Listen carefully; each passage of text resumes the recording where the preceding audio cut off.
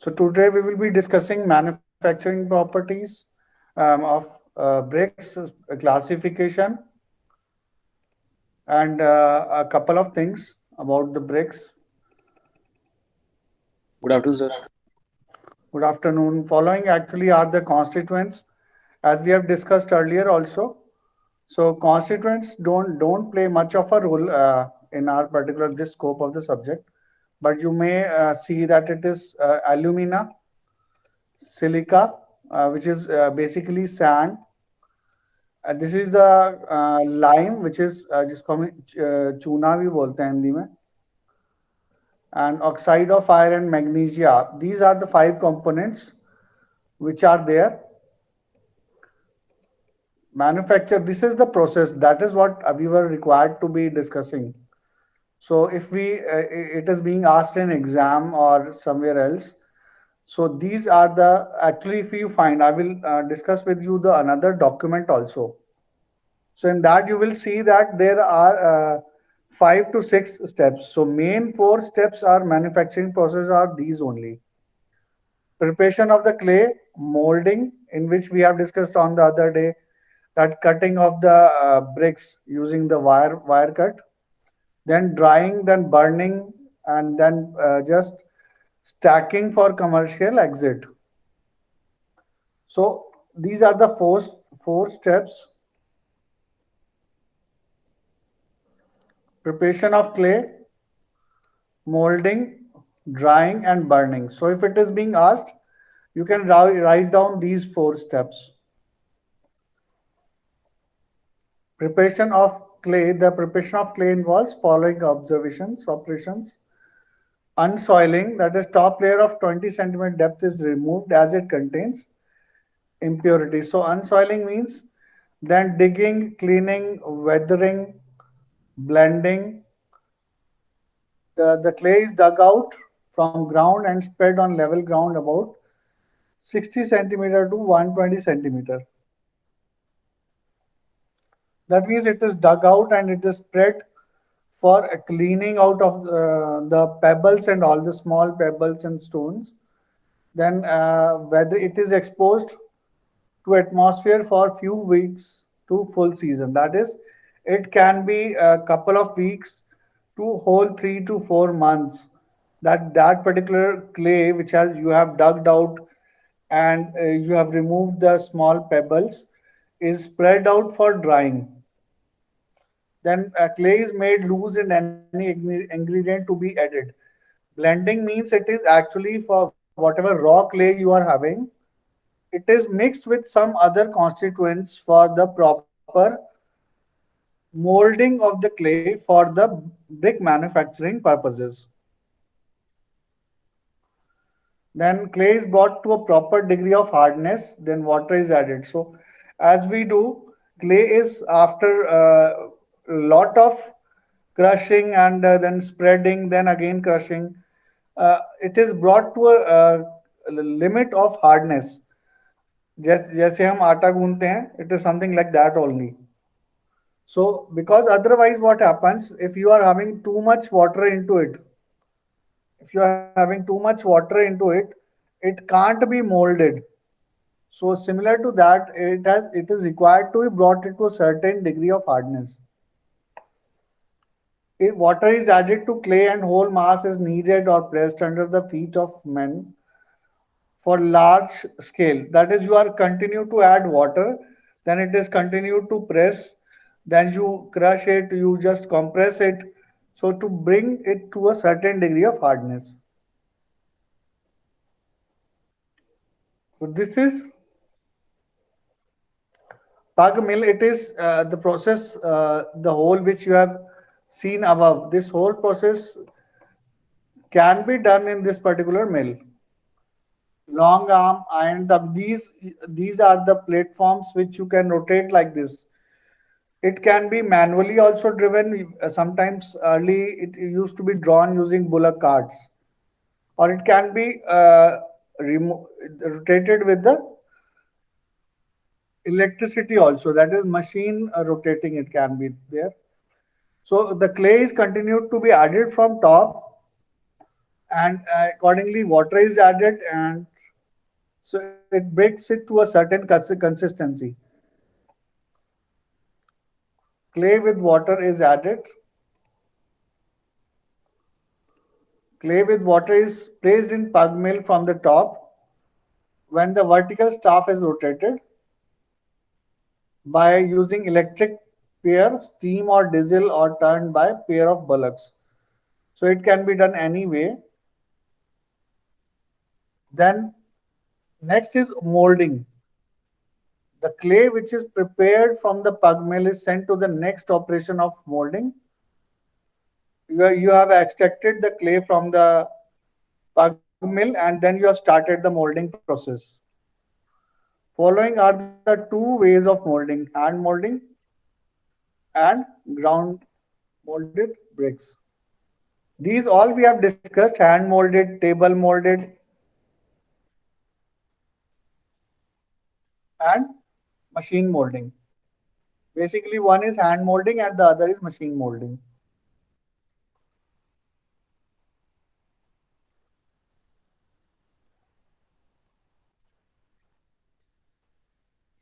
Machine molding, this method proves to be economical because the more number of specimens are prepared into this at the same time.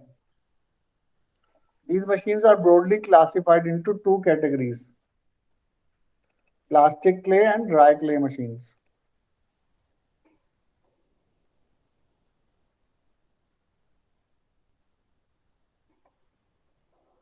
The machine containing rectangular opening of size equal to length and width of the brick.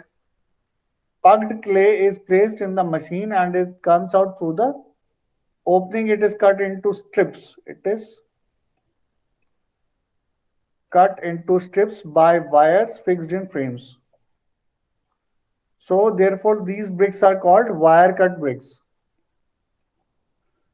The other day also we have seen that in the machining process, the clay is there into a form of huge cylinders, huge blocks. When it shifts from back side to front side, the wire used to cut it. Similar kind of thing is there.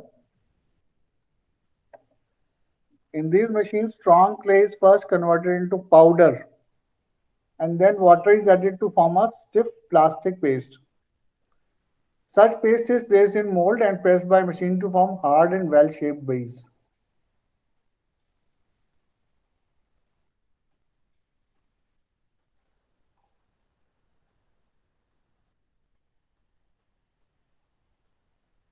Then drying is another process, out of which we have seen we have got four process. First is preparation of clay, we have seen molding, we have seen, then drying and then burning.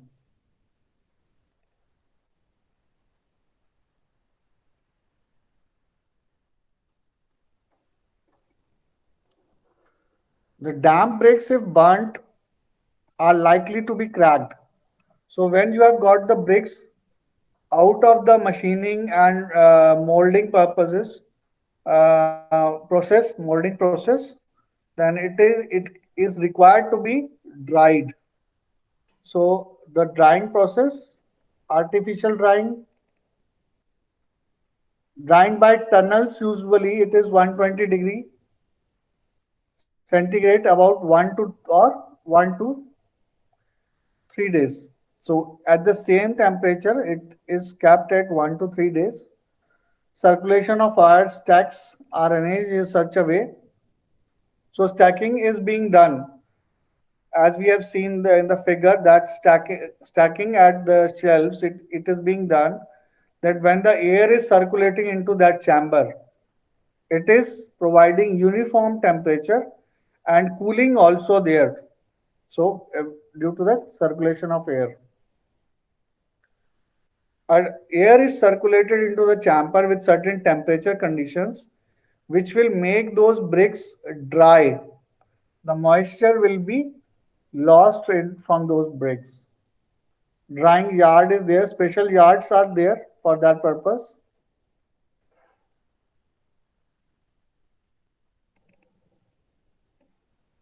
Then we have got burning. This is a very important operation, and it is basically the last operation before actually we can say that the brick is ready for taking the load, before actually drying it further, that is letting the brick settle down after it comes out from the burning kiln. Burning of bricks is done either in clamps or in kilns. So kilns also we have seen, two to three types of kilns we have seen in earlier lectures. Kilns are permanent structures and they are adapted to manufacture bricks on large scale. So you can see here they have shown the layers. This is the standard, you can say this is clamp. These are the layers they have shown. Here it is being the stacking is done, and this is the fuel which is going to be burnt, and accordingly your brick is going to be ready for the burning.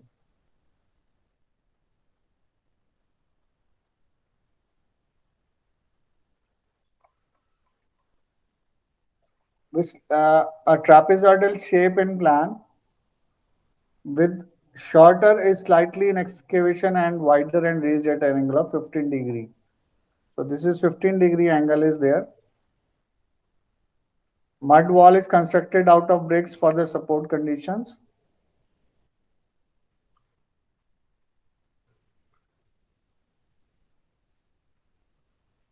The bricks, the advantages of the clamp as compared to kiln.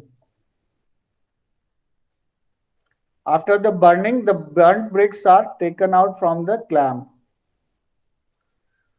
See, it is 1 to 2 months. This is the difference between your regular kiln and the clamp. The period of burning into the clamp is 1 to 2 months, whereas in your regular kiln it is few hours, or you can always say a couple of days.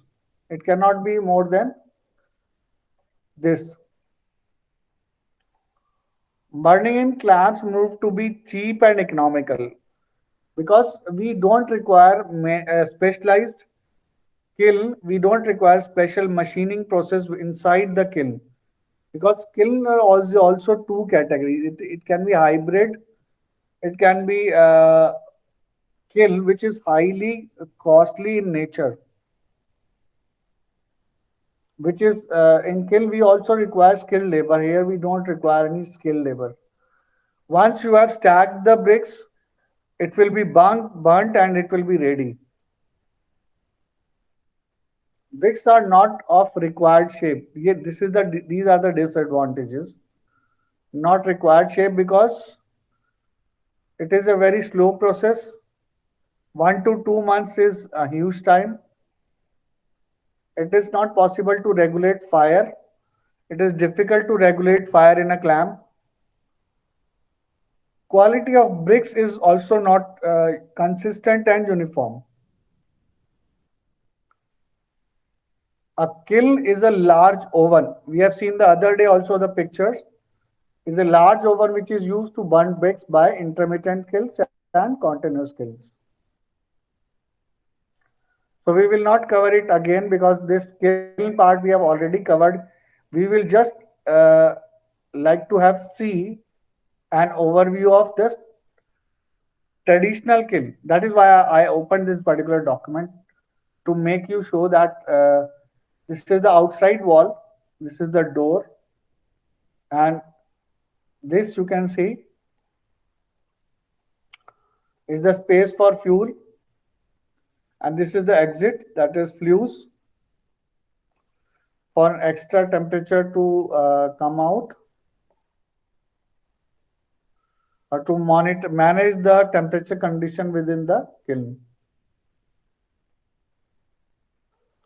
Raw bricks are laid in row of thickness equal to 2 to 3 bricks. That means each layer is going to be 2 to 3 bricks and height 6 to 8 bricks with too big spacing between rows.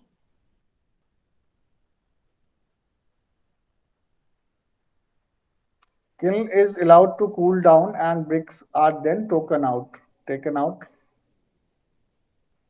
What are the advantages of kiln? The bricks are evenly burnt. That is, all the bricks are evenly burnt. Performance of this kiln is better than of updraft kiln. This kiln is suitable for burning of structural clay tiles like terracotta. These are the advanced versions of the that is continuous kilns.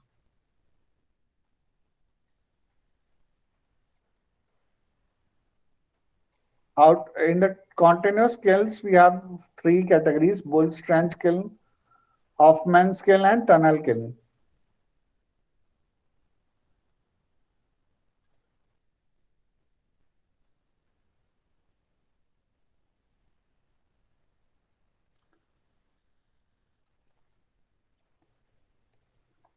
Bull's trench kiln. This is the first category. So they have got their own procedures. The bricks are arranged in such a way that flues are formed. Fuel is placed in flues and it is ignited through flue holes for covering top surface with earth and ashes to prevent the escape of heat. Usually, two movable iron chimneys are employed to form draught.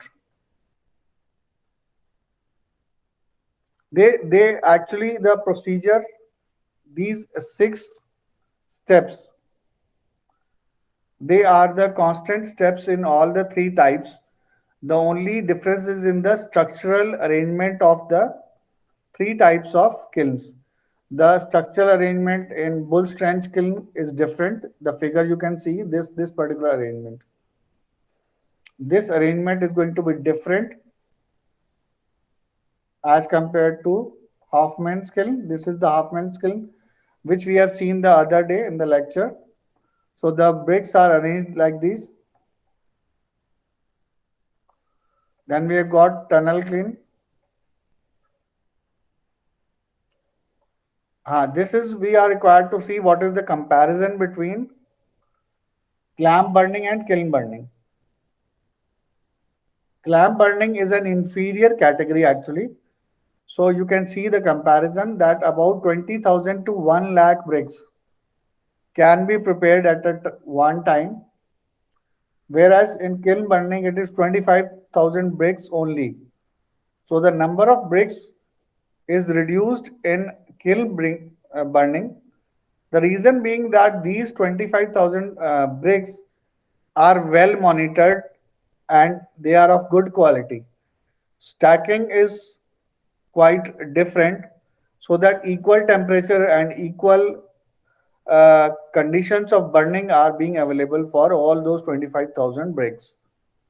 But in case of clamp, you can see the 1 lakh bricks is a huge amount, but they are of inferior quality. So having inferior quality bricks, although 1 lakh in number, is not a good suggestion.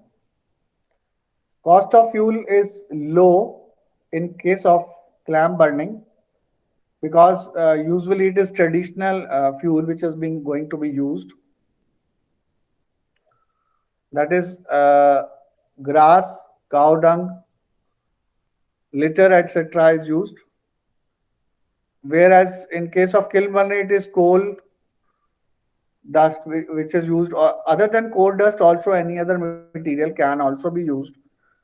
It can be even something electricity based ignition which is sometimes being done in advanced kilns. Initial cost is low for clamp type of system and it is high for kiln burning because very higher capital investment is required for a good kiln to be established. So initial capital investment is high in kiln burning because everything is systematic and arranged. Quality of bricks, always we know that it is better, it is going to be better in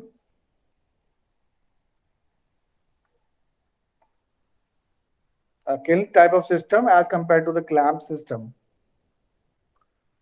Skill supervision is not required.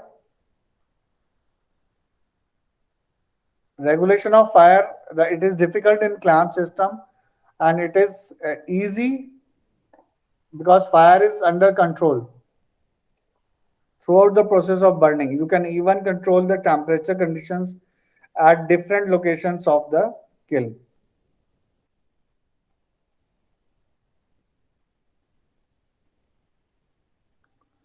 Now, this is one broad category which we are required to discuss here.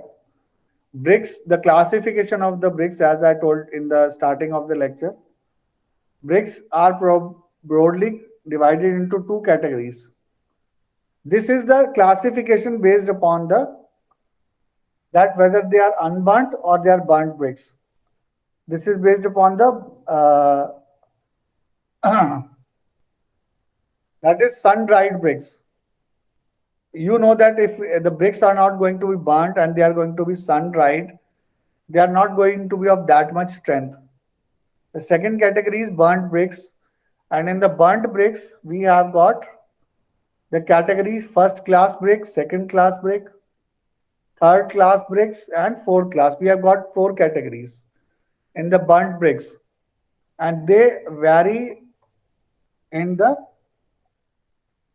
these bricks are table molded and of standard shape. As we go on increasing from first class to second class, the surface and edges of the bricks are sharp, square, smooth, and straight.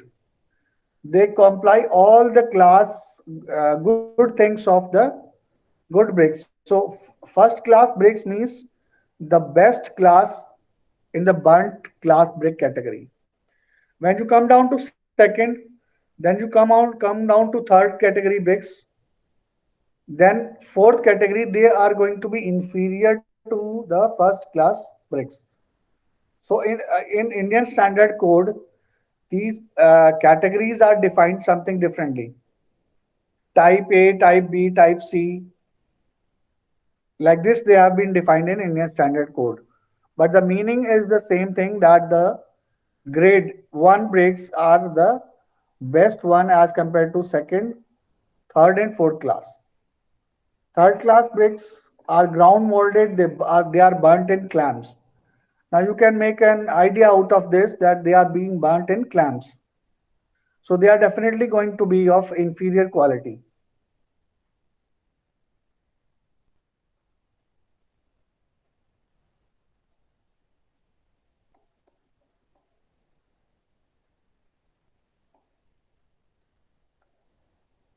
Thank you, class. Today we will finish here.